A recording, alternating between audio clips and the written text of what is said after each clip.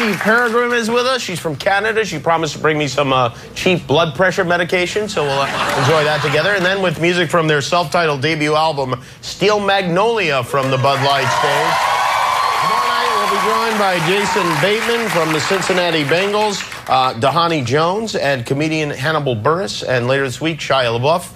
Kevin Nealon will be here, Green Bay Packers quarterback Aaron Rodgers, Dave Salmoni and his Terrifying Animals, and we'll have music from Parachute and 311. So join us for those shows. Our first guest tonight is one of the funniest men around with an exceptionally funny show. The show is called Louis. You can watch it Thursdays at 10:30 on FX. Please say hello to Louis C.K.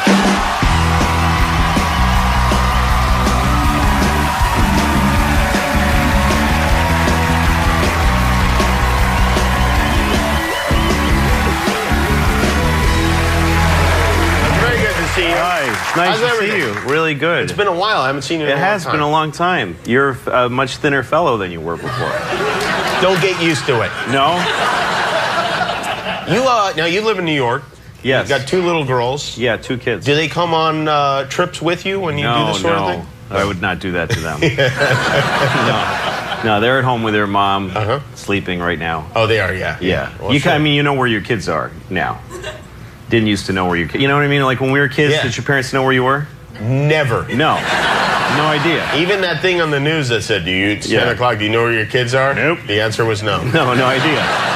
Now there's a kind of a custody, chain of custody that's never broken, you know? You just can account for every second of your kids' lives. Yeah. You go on play dates and it's an arranged thing. And they go, you drop them off, and you wait. You know, you take them to soccer games. And it's empowering, yay! And then you take them home. It's all very arranged. You're right. It is more. I wonder why that is. The people that like to have throw kids in the garbage and stuff like that. Hit them and break their bones. But anyway, that's not important right now. But because when we were kids, it wasn't like that. Oh no, those people were around. They weren't on. There was no Nancy Grace. So now there's somebody there to remind you of it a lot. So folks watch their kids more. I mean, it's not a new thing. When you were a kid, you'd just be running. You'd run around the neighborhood, right? Well, I have my kids go on play dates, and I know I have a relationship with the parents. I know who the kids are. They've been to my house. I've been to their house. I was just a kid walking around town. I was like 8 years old, younger than my daughter, and I was just walking around. I was just a dude in town. And I would go to Greg's house, my friend Greg. And my mother never met Greg. No idea who he is. Certainly never met his dad or whoever the dude was. I don't know who it was. When I went to Greg's house, I'd knock on the door, and this guy would come, and he always wearing, like, I don't know, some kind of weird top that looked a little womany. And Hanes, he always had a Snoopy glass with gin in it. And just Hanes briefs that were fighting with, and then there was always a little brown spot on the front. Yes. So I was 7 years old contemplating, does this guy poop out of his penis? Like what?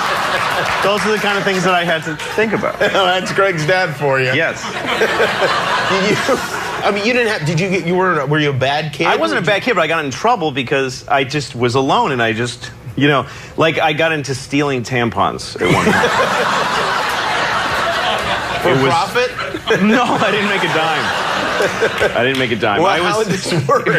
I hesitate to ask, but how would this work? No, I was 8 years old, and I just went into a CVS one day because I just roamed store aisles, and I was looking at the tampons, and I was sort of staring at them with this. I knew there was something dirty about them. I didn't know what they were. Staring, and I picked one up. I got the gall to pick one up, and I'm looking at this box of tampons, and someone came around the corner, so I put it in my jacket, and now I have stolen them. Yeah. Because if I take them out, someone saw that I had them in my jacket. In my head, I'm like, that's it. They're in there. I can't. So I left, and I had sweat on my face. And I just went home, and I threw them under my bed. And I'm eating dinner. Like, everybody knows I have tampons under my bed.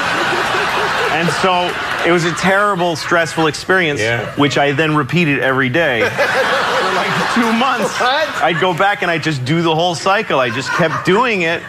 Like a And no, I rodent. never got caught. I mean, they probably saw me, but the guy's like, I'm not confronting the kid who takes the tampons. I'll pay for them out of my check before I live that moment. I'm not asking that little pervert what he's doing with those. Yeah, there's something wrong with that boy. Something's really wrong with him. And how did it end? Well, they kept going under my bed, and I just tried not to think about him. And then one day I looked, and they were just gone. They just were gone, and my mom never said anything. She must have been cleaning up, and she was like, what what is this? It's crazy. Wow, that's... I don't know, maybe she used them for like 10 years. I don't know. I mean, would she throw them away? You might as well. In those days, you don't waste. Maybe I contributed to the family a little bit, you know? Maybe I kept my mom in cheap tampons for a few years. I don't know. Are your kids unusual like that? Or, No. Are you, as the weird father, are you a weird father to them? No, or? I mean, I've tried to make up for it, but it's a little too late. Like, I think I had kids a little too late and a little too fat in life, you know? You gotta, What do you mean by that? Well, you should be a young, healthy dad. Uh-huh. You should be a 26-year-old father in a tight T-shirt going, whoa, I'm gonna get you, you know, one of those guys. That's what kids have coming. Uh-huh. And I'm not that. don't do that. No, I take them to the park and I just run them like dogs. You got 20 minutes, I just watch them run.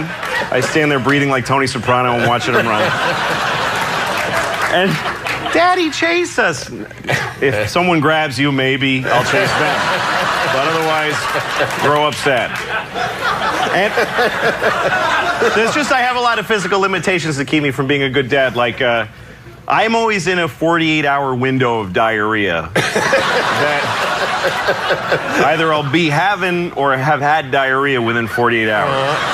Somewhere I'm on the timeline of my life and the diarrhea. And depending on where I am in that window dictates how far from my house I'm willing to venture. I see. How far radius. Yeah, right. You're Otherwise, tethered in yeah, a way. yes. It's like having an ankle bracelet in a different kind of way. Because otherwise, I'm having diarrhea in a public restroom with my kids standing there watching me because they're little. I can't leave them out by themselves. So they're standing there. Daddy, I don't want to. Sorry, honey, you want to go to the aquarium. This is what happens. I said, let's go to get the newspaper and come home, but you wanted to get fancy, so you get to watch me pee out of my ass for 2 hours. Well, it's fun for the kids. The memories. How they feel about it, yeah. Do they know? Do they understand like that you're a comedian? Do they know this? Is this a concept that they're familiar Yeah, with? they know that Daddy tells jokes, and they don't get the business though. You know, like they don't get Who show does business. really? No, you know? who does? But like I had a weird conversation with my 9-year-old. We were driving on the highway. The 6-year-old was there too, but she was just, you know, sapping resources. She wasn't really contributing to the conversation. We passed by a cruise ship. And I said, hey, girls, the cool thing about having kids is that you get to tell them what everything is. You get to be the person that reports the whole planet to them. You're for the their first tour time. guide for their life. For life, Yeah. exactly. That's a cruise ship. It's a massive boat. There's swimming pools and discos or whatever they have, you know.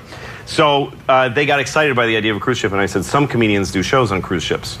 And they said, do you do that? And I was like, no. Here's the thing. Comedians have a mean hatred of cruise ship comics. Yeah. It's just a mean prejudice. We call them boat acts. It's just mean. It's boat act because they pander. We just think they're crap, and it's just something you just feel. It's like being born racist. You just believe it. You don't question it. It's just a thing in you. You might not even know, but Yeah. So my daughter's like, have you ever worked on a cruise ship? I'm like, no. And she says, why not? Why wouldn't you want to be on a boat? And I'm like, well, that's a different kind of comic. She says, well, what's the different about him? Well, a cruise ship comic just tries to please everybody. And she's like, why wouldn't you want to do that? Of course. Isn't that what you want to do? Yes, but I see some things I say on stage might upset some people. Why would you upset people? That's a terrible thing to do.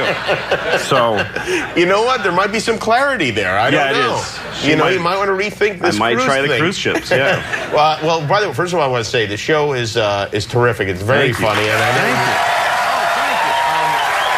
We're going to take a quick break here. Okay. We'll come back and talk about Louis. Louis airs Thursday nights, 10:30 on FX. Louis C.K. We're right back. Can I help you? Yeah, I need condoms, sexual lubricant, Vagitine and blueberries. Lubricant out 7, Vagitine out 3, next to the tampons, condoms behind the counter. We ain't got no blueberries. Thank you. That's Louis C.K.'s show. Louis. It's on FX every Thursday night. Louis with us. By the way, the show is, not only is it very funny, but the directing is great. I know you direct the show, too. I do, yes. It looks great. It looks like a movie out of the 70s. Thank you. That's You must perfect. be very pleased with the whole thing. I am. I love it. It really is. A movie out of the 70s is perfect. That's How- what I grew up loving and watching. How is the how is the second season different from the first season? Is it? Yeah, I mean, you know, I when I get bored of something, I just stop doing it, you know? So I didn't keep a lot of the same stuff. Like, we moved to a new apartment. It's a whole other, but there's no scene where it happened. I just stopped being in that one and started another one. Last year, I had one very constant character, was my brother, played by Bobby Kelly. He was a really funny guy, and he did such a good job. And this year, I just didn't feel like it, so he's gone. He's just gone. He's gone. I didn't kill him in an episode. It's like he never existed. But the great thing for him is it's in a way like Lost, where he could possibly come back. Yeah, right? he might. I guess I'd have to have a good idea. I didn't have any ideas for him, so I just stopped this. He's not in the reality of the show anymore, like he never was. So now I have 2 sisters, right? And one of them, and none of this reflects my life. The show's all fiction, but the first episode this season introduces my sister as this character, and it's a big introduction. And it's the last thing we shot because I came up with it like right before we wrapped. So she's just gone. She just doesn't come. There's a whole thing where she comes and I love her.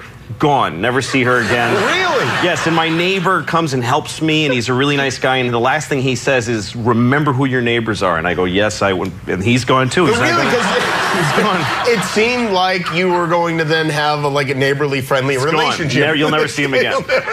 No, and last year I had this woman play my mother, and she was this crazy, horrible woman. It's not, my mother's a really nice person. So I just made up this terrible mother character played by this Mary Louise Wilson, really funny actor. And so we did the episode. And then later in the season, I wanted to do a flashback to my real mother, who was really nice, so I did that too.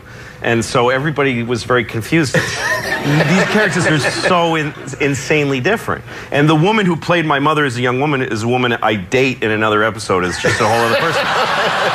Because she was good at both parts. So I just don't care. It's an ensemble cast. Well, every episode just has its own goal. And if it messes up the goal of another episode, I don't give a shit. I just don't care. I like that. You're very fickle, and the hell with it. That's right. You know what? If any of you these don't like it, fire me. Yeah, that's right. It's a very Darwinist system television. No one should get too comfortable with anything. No, man. Not If it the actors stinks, on I'm set, gone. and No. not the viewers at home. That's right. Louis C.K., everybody. Louis,